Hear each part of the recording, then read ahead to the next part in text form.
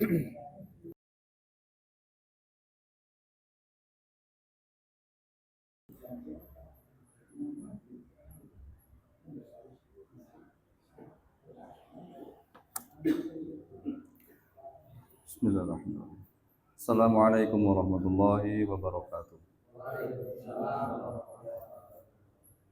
Hamdan liman qala fil Qur'anil Karim Ar-Rahman 'allamal Qur'an khalaqal insana 'allamahul bayan khairukum man ta'allamal Qur'ana wa 'allamahu ittaqillaha haitsuma kunta wa atbi'i sayyi'atal hasanata tamhuha wa khaliqin nasa bi khuluqin hasanin. Allahumma la sahla illa ma ja'altahu sahla wa anta taj'alul hazana idza syi'ta sahla. Allahumma inna nas'aluka ilman nafi'an wa rizqan thayyiban wa amalan mutaqabbalan. Amma ba'd. Alhamdulillah ayyuhal hadirun jamaah salat maghrib as-sadani wa rasulullah. Mari kita bersyukur kepada Allah Subhanahu wa taala atas segala limpahan nikmat iman, Islam, istiqomah, ya. Nikmat yang lainnya yang kita tidak bisa menghitung satu persatu, dan Allah tidak memerintahkan kita untuk menghitungnya, akan tetapi Allah memerintahkan kita untuk mensyukurinya. Sesuatu yang lebih mudah sebenarnya, karena kalau menghitung tentunya la tuhsuha, kita tidak bisa dan tidak mungkin bisa menghitung nikmat Allah.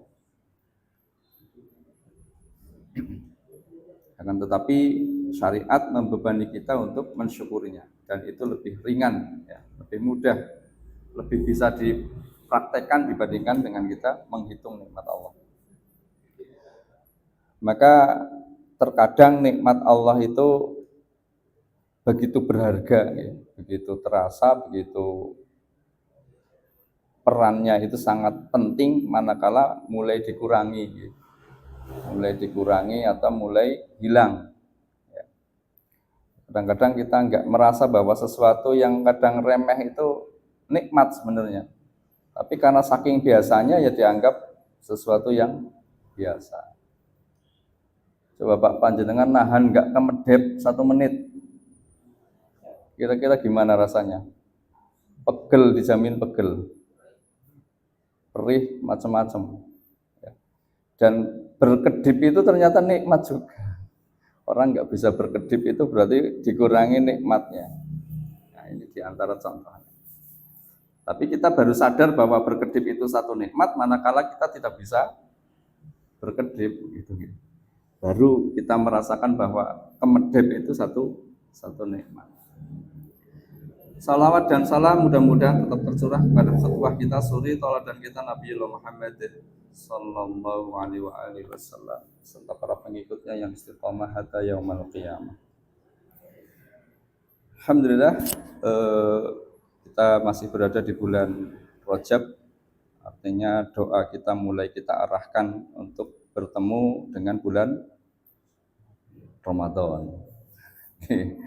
Ya, 6 bulan setelah Ramadan para sahabat berdoa agar supaya amalannya diterima. Kemudian 6 bulan sebelum Ramadan doanya diganti agar supaya apa? Bertemu dengan bulan Ramadan.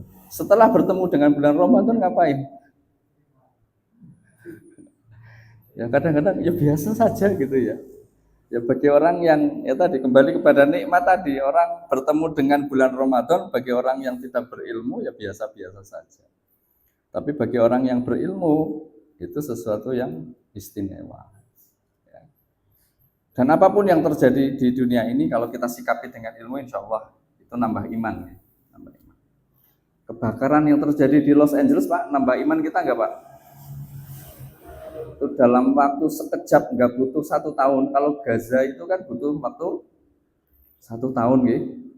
Hancur, luluh lantak, bangunannya roboh. Ya. Dananya berapa itu Amerika mengeluarkan? 20 juta US dollar. Nah, kalau Los Angeles, kebakaran di Los Angeles itu nggak butuh tadi 1 tahun gitu, hanya sekejap saja gitu bahasanya gitu. Dan kerugian materialnya berapa?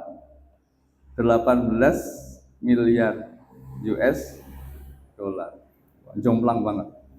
La haula wala quwata illa billah. Bagi orang yang beriman itu nambah iman terus. Yang seperti itu akan nambah iman, semakin yakin dengan pertolongan Allah. Itu di dunia ya. Nanti di akhirat kayak apa? Ya tentunya di sana banyak kaum muslimin yang tentunya berbeda ya Pak ya. Orang yang muslim insya Allah akan dibangkitkan kalau mereka meninggal dalam keadaan muslim. Orang kafir ya meninggal dalam keadaan kafir.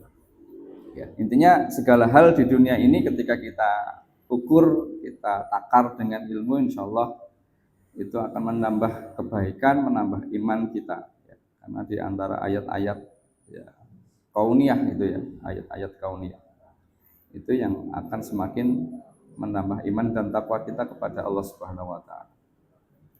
Ya, Bismillahirrahmanirrahim. Kita lanjutkan terakhir di materi tentang nifak. Ya, nifak pengertian dan juga macam-macamnya. Ya. Secara umum nifak adalah idharul Islam wal khair wa ibtanul kufri wa syarri. Ya. Jadi menampakkan Islam, kebaikan, ya. Kemudian menyembunyikan kekufuran dan juga kejelekan. Jadi pura-pura jadi orang Muslim. Ya, namanya nifak munafik. Ini yang munafik asli gitu ya. Kemarin sudah kita bahas tentang jenis yang pertama karena ada dua jenis ya. Ya. Jadi nifak yang sifatnya i'tiqadi ya. I'tiqadi itu keyakinan, Pak. Justru yang namanya keyakinan itu dampaknya lebih dahsyat. Ya. Ateis itu kan i'tiqad ya, keyakinan. Meyakini bahwasanya Allah tidak ada gitu ya. Tuhan itu tidak ada, yakin betul mereka. Allah itu tidak ada. Itu bertolak belakang dengan keyakinan Islam atau agama-agama samawi ya. Nanti terlepas dari perbedaan antara agama-agama samawi. Tapi yang jelas hari ini satu-satunya agama samawi yang masih lurus mengikuti milah Ibrahim hanya Islam. Ya. Sehingga jelas Mama yabtaghi ghairal islami dina fala yuqbala minhu wa huwa fil akhirati minal khasirin. Barang siapa yang mengambil jalan selain Islam maka tidak diterima, la yuqbal, enggak diterima. Ya. Dan di dalam kehidupan akhirat dia termasuk orang yang rugi. Jadi nifak i'tiqadi. Ya.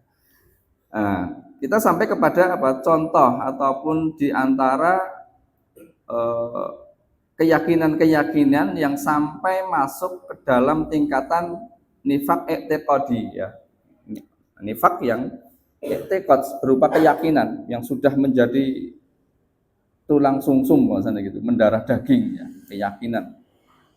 Ya. Yang pertama ya, takdzibur rasul ya, mendustakan rasul. Ya.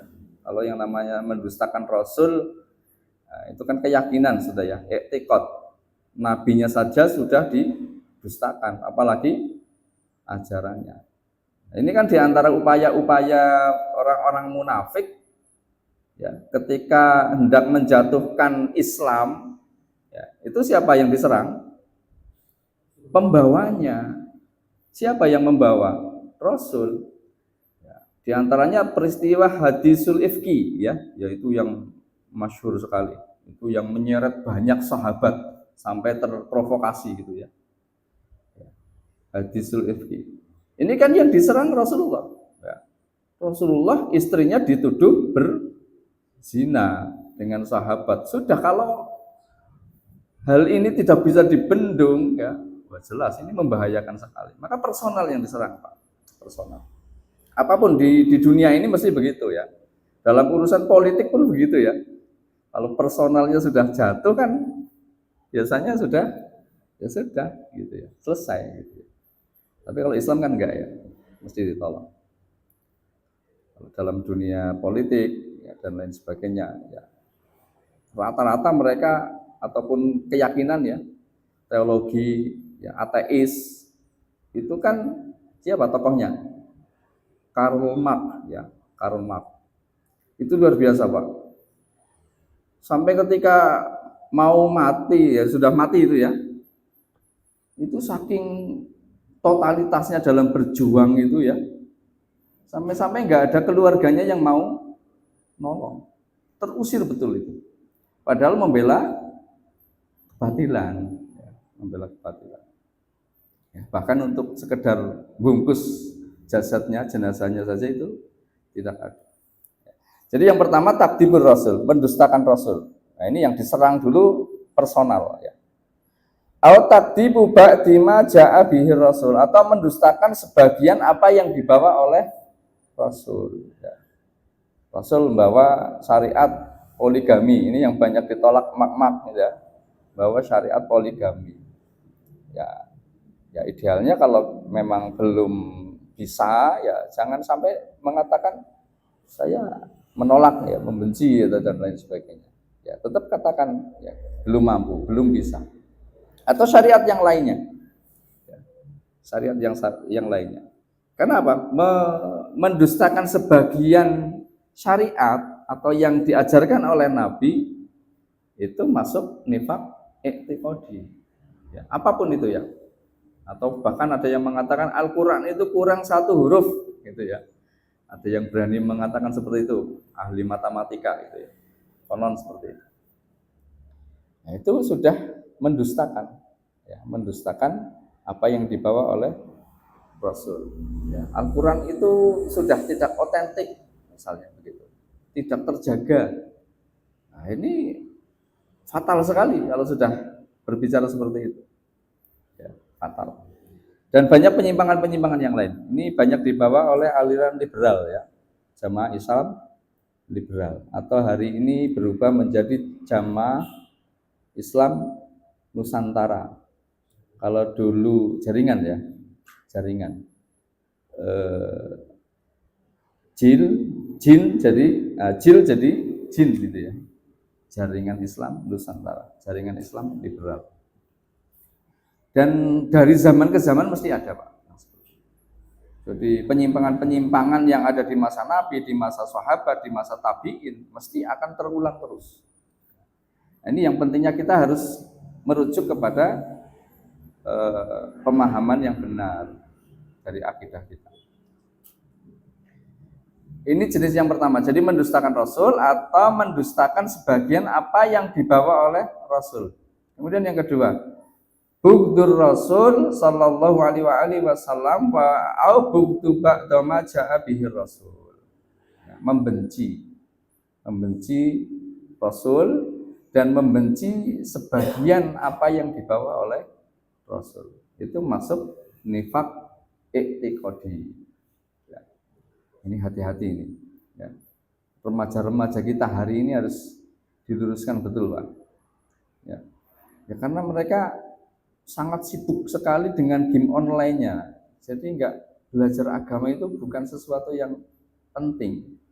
Remeh gitu bagi mereka. Belajar agama remeh sekali. Enggak penting gitu. Ya. Tapi kalau giliran game online, ketinggalan satu episode saja, ngajuknya luar biasa. Ini remaja kita hari ini, enggak semuanya ya. Kalau yang di sini enggak itu. Menurut saya amati kok begitu gitu ya. Ya. Jadi bahasa-bahasa kaki 4 itu udah nggak malu-malu kan, rumah saya pinggir jalan tuh ya. Kalau pas babat arit, babat apa itu, babat ngarit atau yang sebagainya itu yang nyapu, itu orang sambil montoran itu kalimat kaki 4-nya mesti sering saya dengar gitu. Itu sudah biasa gitu maksudnya. La haula wala quwata illa billah. Yang dasar-dasar seperti itu saja, yang akhlak ataupun uruf yang secara umum menjadi kebiasaan secara umum ya. Bukan hanya dari ukuran agama saja itu menjadi buruk. Itu saja sudah banyak tergelincir, apalagi dalam urusan din. Ya. Makanya paling minimal adalah apa? Belajar sesuatu yang paling mendasar. Al-ma'lumu minad-din bidharurah, itu bahasanya begitu, bahasa fikihnya. Sesuatu yang diketahui oleh sebodoh-bodoh umat Islam. Ya, akidahnya seperti ini, ya, sholatnya begini, itu seperti ini. Ini harus PR kita bersama, menjadi PR kita bersama.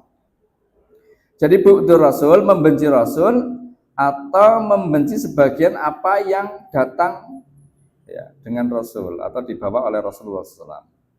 Yang ketiga, musarrah bi ikhfadi dinir Rasul. Musarrah itu apa? Senang atau gembira ya.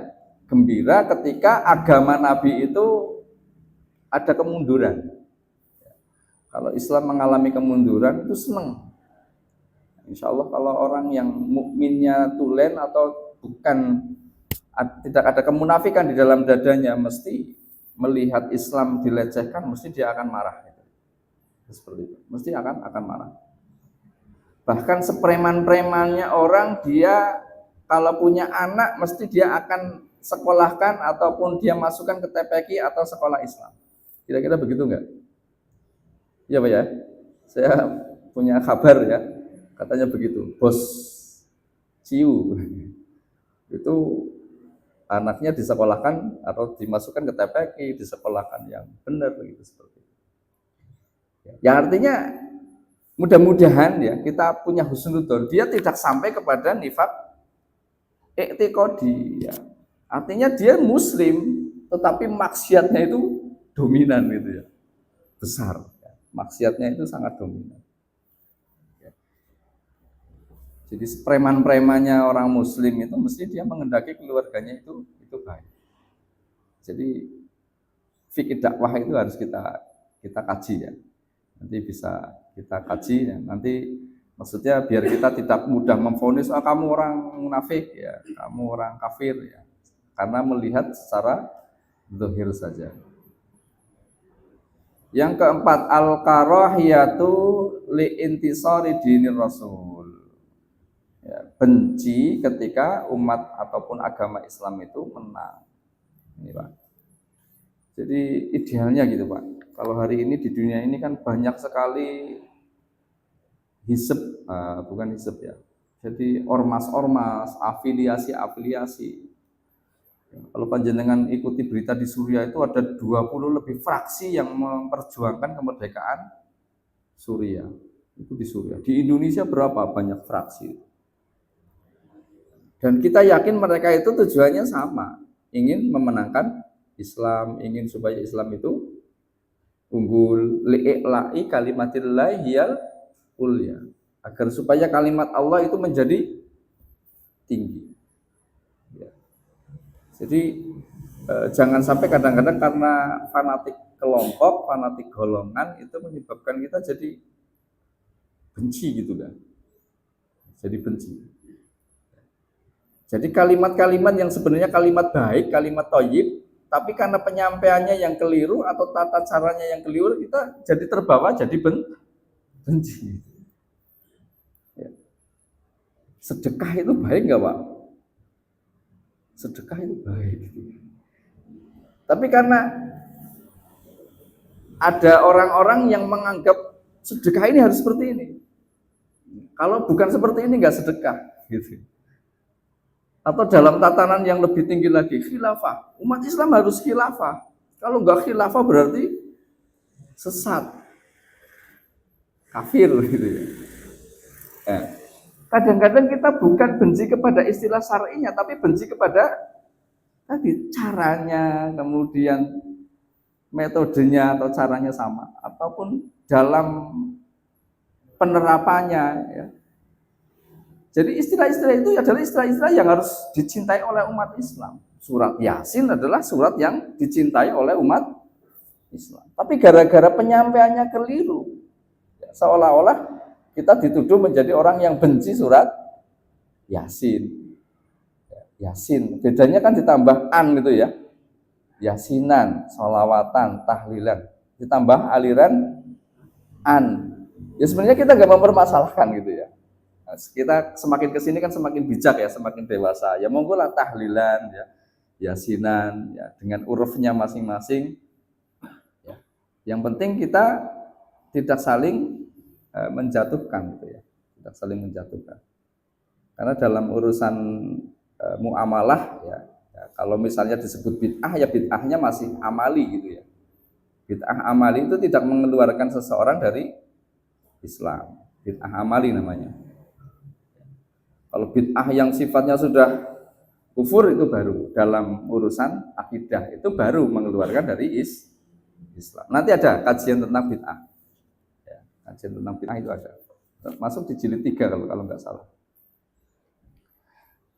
Jadi ini ya 4 poin yang terkait dengan seseorang yang terjangkiti sifat nifak i'tiqadi. Jadi mendustakan Rasul atau mendustakan sebagian dari apa yang dibawa Rasul. Ini yang pertama. Yang kedua, membenci Rasul atau membenci sebagian apa yang dibawa oleh Rasul. Mendustakan, benci. Kemudian yang ketiga, ya, musarrah ataupun gembira dengan kemunduran Islam. Senang umat Islam gitu mundur, terbelakang, kalah, itu senang. Umat Islam insine pun cakar-cakaran, ya, padu debat, apalagi ini menjelang Ramadan biasanya diskusinya panjang banget. Kapan Ramadan nih? Ya kita 1 Ramadan lah sepakat ya Pak ya. Kapan mulai puasa 1 Ramadan? Kapan mau sholat Idul Fitri 1? Itu aja Pak. Ya karena ini khilafiyah muktabar yang selesainya khilafah memang Pak. Selesainya ketika Imam Mahdi memimpin umat Islam. Wahai umat Islam, kami tetapkan bahwasanya siam hari ini 1 Ramadan bulan tahun ini ditetapkan tanggal sekian atau hari apa, bulan apa gitu ya. Jadi intinya permasalahan-permasalahan itu selesai dengan khilafah memang. Tapi untuk mendirikan khilafah itu bukan perkara yang ringan. Bukan perkara yang mudah.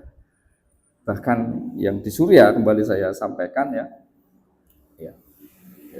untuk sekedar menonjolkan ataupun menunjukkan ini di atas syariat Islam itu masih hati-hati sekali. Harus banyak hati-hati sekali. Sentuhannya itu nggak sembrono, nggak sembarangan gitu. Hati-hati sekali. Karena Amerika lagi-lagi itu ya standarnya ganda gitu. Sekarang Hay'ah Tahrir Syam yang memenangkan Suriah itu dilepas ataupun dicoret dari daftar teroris dunia. Kenapa Pak kira-kira? Kenapa? Karena menurut Amerika kalau orang lemah itu ya teroris. Tapi kalau sudah kuat bukan teroris. Standarnya ganda Pak. Jangan ikut-ikutan Amerika ya Pak. Nanti tersesat sama. Ya, karena Amerika begitu. Standarnya ganda. Kalau lemah ya dia melawan, berani memberontak, teroris itu. Padahal dia memperjuangkan haknya. Tapi kalau sudah kuat, sudah merdeka, ya sudah punya kekuatan, bukan teroris. Seperti itu. Kita masuk jenis yang kedua, nau'usani, an-nifaqul amali. Ya, nifaq amali. Wa huwa amalu syai'un min a'mali munafiqin, yaitu mengerjakan sesuatu di antara perbuatan-perbuatan orang-orang munafik ma'a baqail iman, akan tetapi di dalam hatinya itu masih ada iman. Ya. Fil qalbi, di dalam hatinya, wa hadza la yukhriju minal millah. Maka yang seperti ini tidak mengeluarkan dari millah. Lakinnahu wasilatun ila dzalik, akan tetapi itu menjadi wasilah kepada nifaq i'tiqadi. Ya, kalau terus-menerus dibiarkan akan membesar jadi nifaq i'tiqadi. Ya. Wa sahibuhu yakunu fihi imanun wa nifaqun. Ya. Dan pelakunya itu kadang-kadang dia di dalamnya ada iman tapi juga tersisipi sifat kemunafikan. Wa idza kasura sara bi sababihi munafiqan khalisan. Akan tetapi ketika dominan jumlahnya, ya, jadi amalan-amalan orang-orang munafik itu semakin dominan di dalam dirinya, maka bisa jadi dia menjadi munafiqan khalisan, menjadi munafik yang tulen. Ya. Dasarnya apa argumentasinya? Ini ada satu riwayat dari Nabi. Ya. Qaulu sallallahu alaihi wasallam arba'un. Ada 4 perkara. Man kunna fi kana munafiqan khalisan. Maka apabila 4 perkara ini ada dalam diri seseorang, maka dia menjadi seorang munafik yang khalis, tulen, murni, khalis, ikhlas. Ikhlas itu kan murni, Pak. Memurnikan ketaatan. Tapi konteksnya di sini apa? Munafik yang tulen. Kalau 4 hal ini terkumpul dalam diri seseorang. Wa man kanat fihi khoslatun minhunna kanat fihi khoslatun minan nifaq. Dan barang siapa yang di dalam dirinya itu ada satu kebiasaan, ya, di antara 4 tadi salah satunya ada dalam diri seseorang, ya, maka dia, ya, orang yang terjangkiti sifat kemunafikan, ya, khoslatun minan nifaq hatta yada'aha, sampai dia meninggalkan. Ya. Yang pertama, idza utumina khona, apabila dipercaya dia berkhianat, ya, berkhianat. Nah, ini yang sering dituduhkan ya kepada orang-orang yang sudah diambil sumpahnya, berjanji setia, ya, kemudian dia berkhianat. Ya, tingkatan munafiknya tadi munafik amali, nifak amali. Kecuali memang terkumpul 4-4-nya nanti, ya, itu menjadi khalisan, menjadi tulen munafiknya. Idza utumina khana.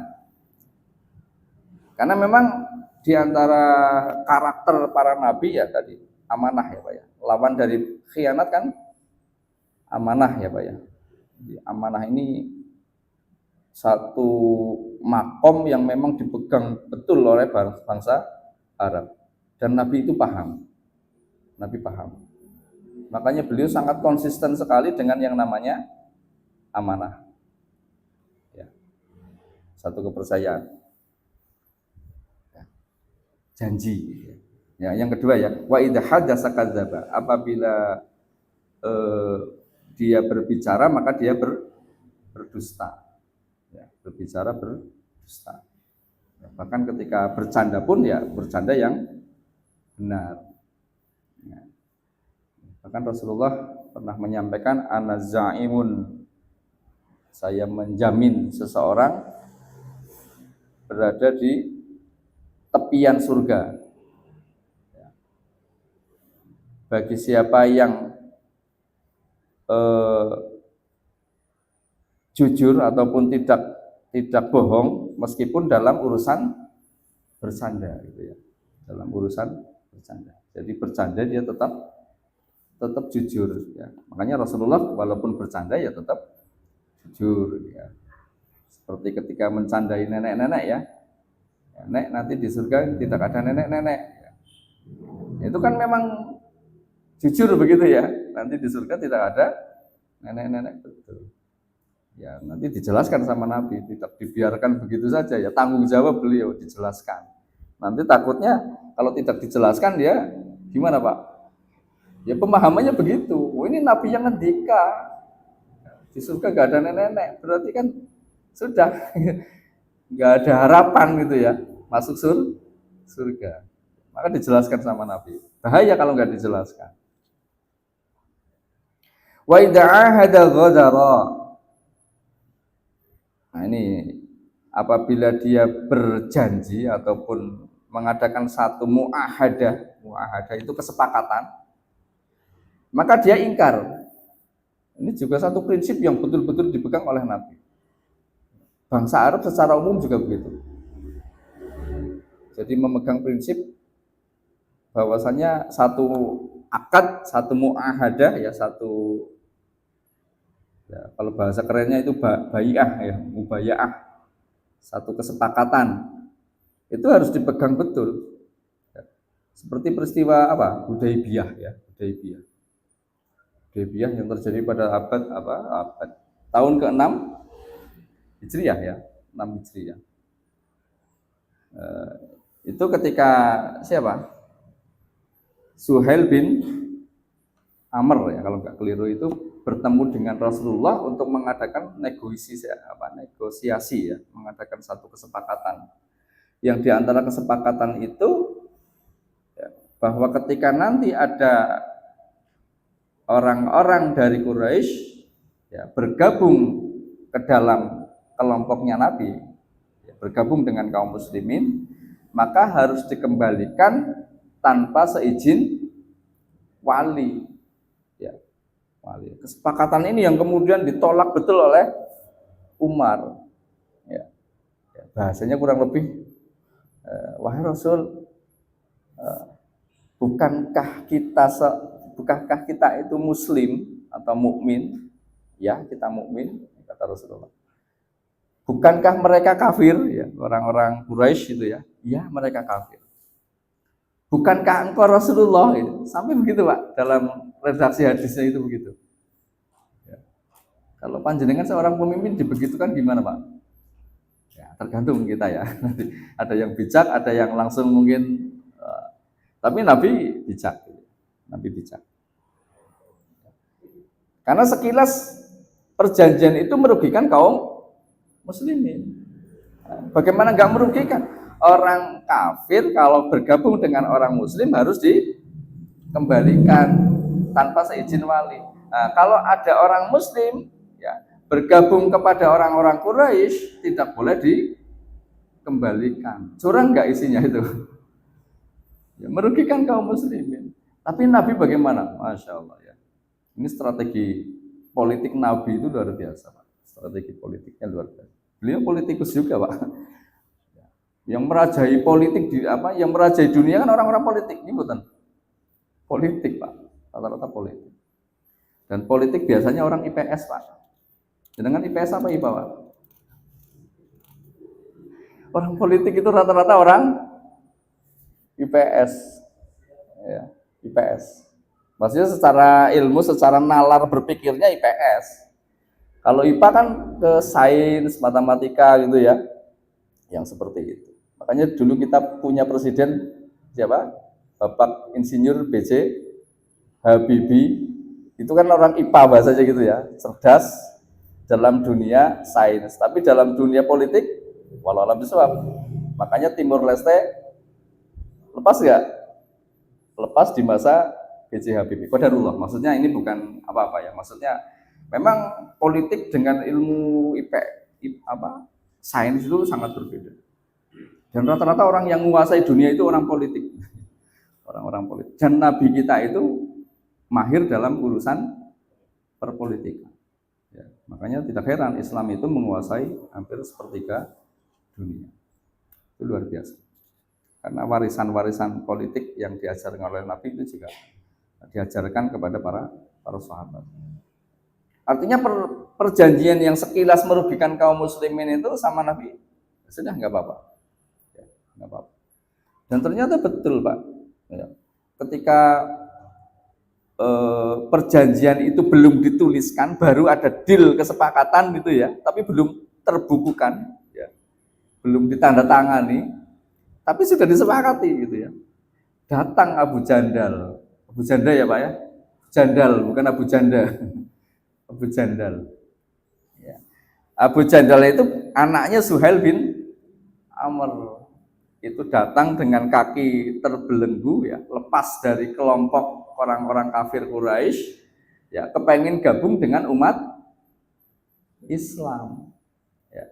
Perjanjian tadi sudah berlaku belum kira-kira? Sudah berlaku. Akhirnya Abu Jandal yang kepengen banget bergabung dengan kaum muslimin, sesuai dengan perjanjian apa tadi? Harus kembalikan tanpa seizin wali, ya, harus dikembalikan. Nah, Rasulullah mengizinkan nggak? Kira-kira gimana, Pak? Posisi Nabi itu pada waktu itu sebenarnya kuat, karena ada sekitar 1.400 sahabat yang mengawal beliau. Sebenarnya kuat posisinya.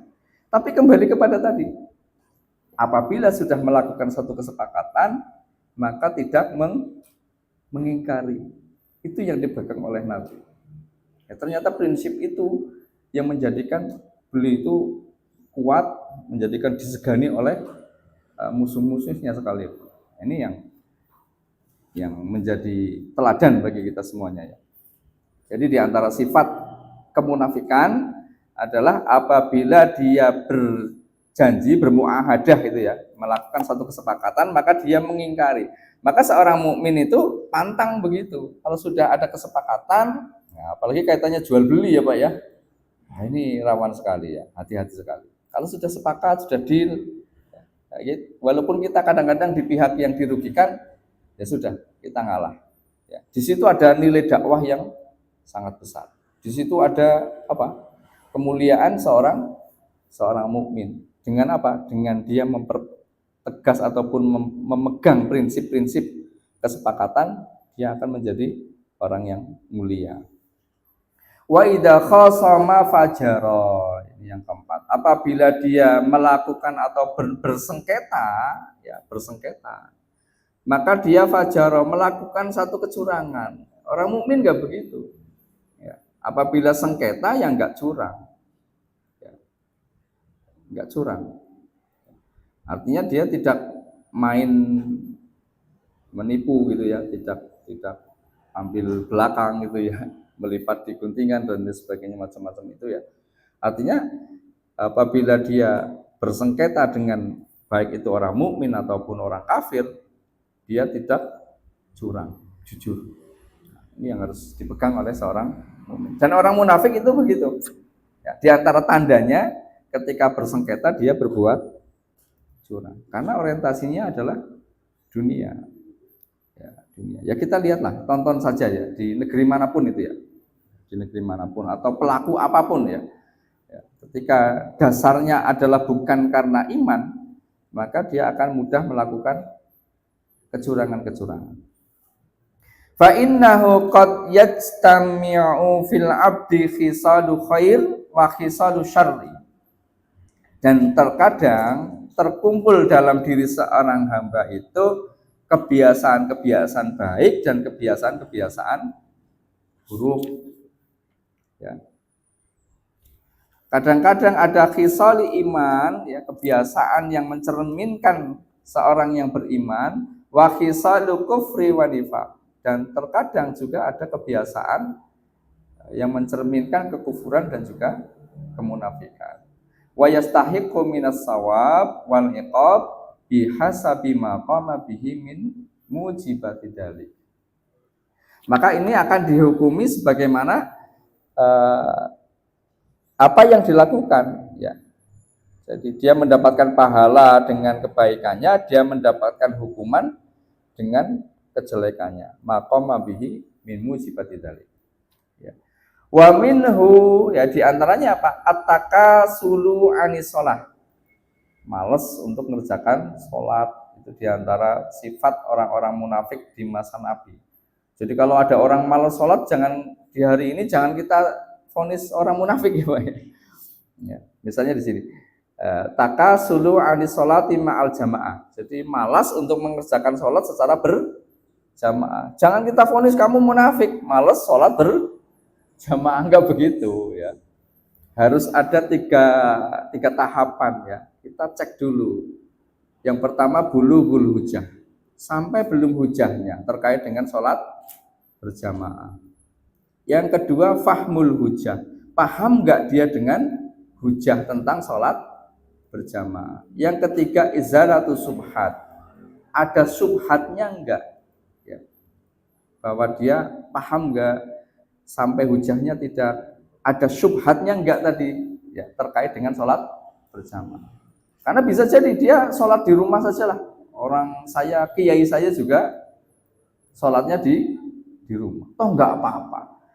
Toh Imam Syafi'i menghukumi sholat fardu atau sholat berjamaah di masjid itu kan tingkatannya fardu kifayah atau sunnah muakkadah, pol begitu, gitu ya. Nggak sampai fardu ain. Kalau Imam Ahmad fardu ain. Jadi kalau panjenengan ikut pendapatnya Imam Ahmad, sholat berjamaah itu wajib di masjid. Kalau tidak di masjid, hukumnya dosa. Ikut pendapatnya Imam Ahmad apa Imam Syafi'i Pak? Kalau Imam Syafi'i maksimal kalau sudah ada kerumunan orang yang aktivitas mengerjakan sholat di masjid itu sudah cukup karena fardu kifayah. Kayak orang ngurus jenazah itu, ya, satu desa sudah ada yang ngurus jenazah berarti sudah kita nggak wajib. Demikian juga sholat. Kalau sholat berjamaah kok sudah ada yang kaum muslimin yang sebagian mengerjakan sholat di masjid secara berjamaah, kepada yang lainnya bisa gugur. Itu pendapatnya siapa Pak kira-kira? Syafi'i apa Imam Ahmad? Itu pendapat ya. Kalau ikutnya Rasul ya jelas, Nabi itu nggak pernah ketinggalan sholat berjamaah kecuali dalam kondisi sakit. Ini kan secara ini apa ya? Dohir hadis, tekstual hadis begitu. Tapi muncul di Imam Ahmad itu kan muncul di pendapat para fuqaha itu kan hukum, kesimpulan hukum. Jadi tidak hitam putih, tapi munculnya adalah kesimpulan hukum. Hukum itu apa? Ya ada wajib, ada sunnah, ada mubah, ada makruh dan lain sebagainya. Itu seperti itu. Ya kita yakini bahwasanya nggak apa-apa kita ikut pendapat Imam Syafi'i. Yang penting kita nggak pernah telat sholat berjamaah. Itu lebih baik.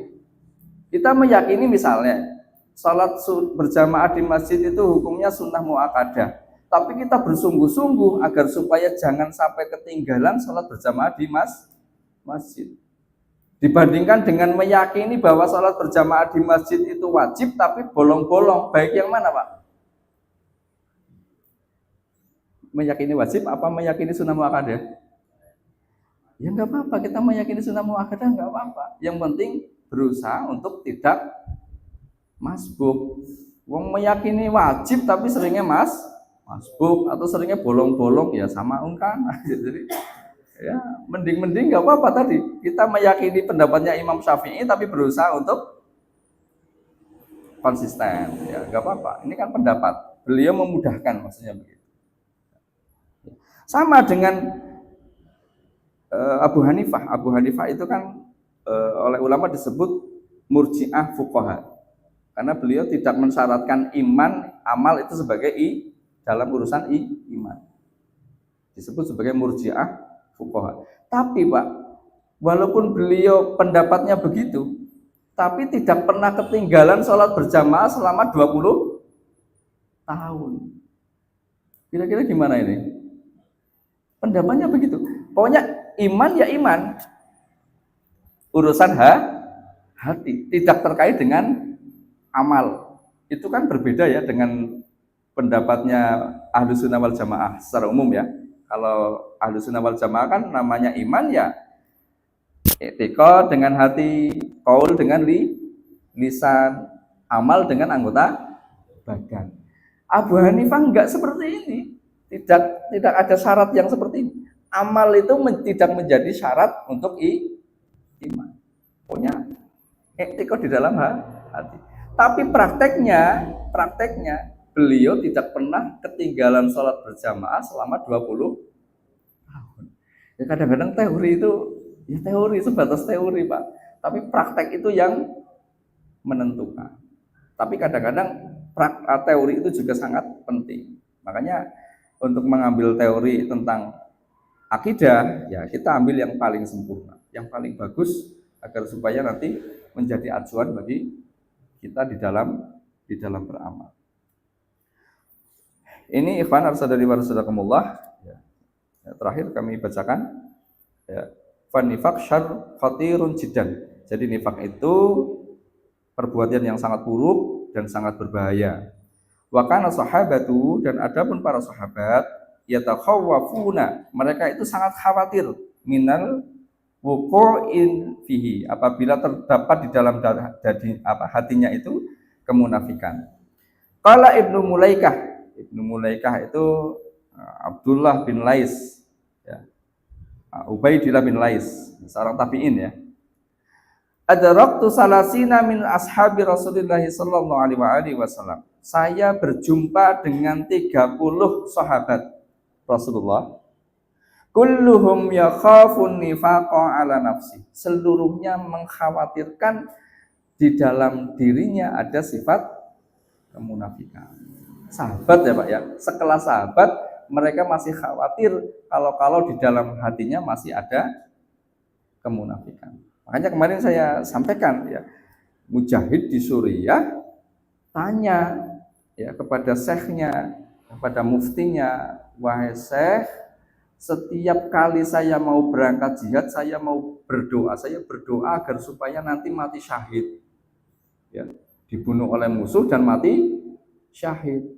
Tapi kemarin saya itu terkena goncangan, bukan ledakan, goncangan akibat satu bom yang begitu besar, sehingga dia harus jatuh ke jurang.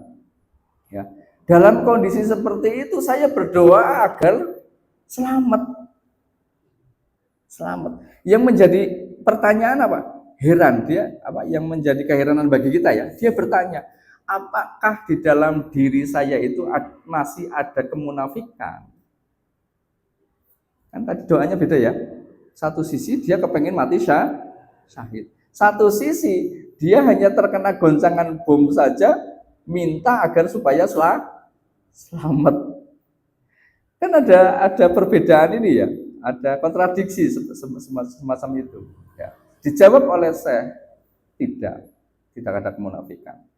Sebagaimana sabda Nabi, sallallahu afiyah, salillahal afiyah. Mintalah kepada Allah al-afiyah. Mintalah kepada Allah keselamatan.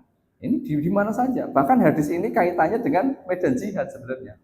Satu keadaan yang membahayakan, satu keadaan yang taruhannya antara hidup dan mati. Makanya seorang itu sangat berhak sekali untuk berdoa kepada Allah agar diberikan afiyah. Beda dengan mati syahid. Mati syahid sendiri, afiyah sendiri, kan gitu ya. Wallahu a'lam bishawab. Ini fanar sadani warahmatullah, apa yang kami bacakan pada kesempatan malam hari ini. Insyaallah kita lanjutkan pada pertemuan yang akan datang tentang furuqu bainan nifaq al-akbar wa nifaqi asghar. Perbedaan antara nifaq akbar dan nifaq asghar ya. Sudah masuk Mas? Oh belum? Monggo ada yang mau nambahkan silahkan. Yang nambahkan jangan bertanya.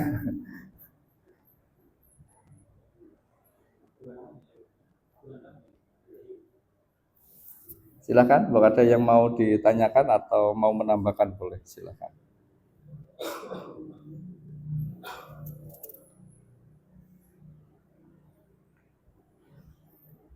Kalau tidak ada, bisa jadi apa yang saya sampaikan membingungkan ya Pak ya.